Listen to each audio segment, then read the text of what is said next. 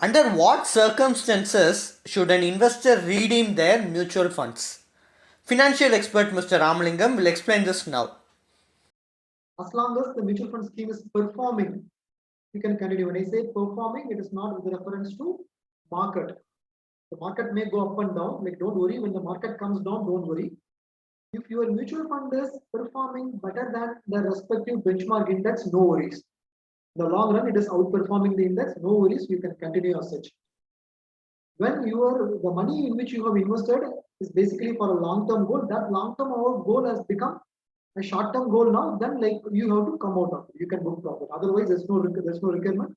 Thanks for your detailed explanation. Are you in search of a personal guide who can remove the stress of handling your finances? Then please feel free to avail our expert consultation. And also, you can attend our webinars to gain investment related insights. Both the consultation and webinar are absolutely free, and you can find the link in the below description. Please like and share, and do subscribe to Holistic Investment.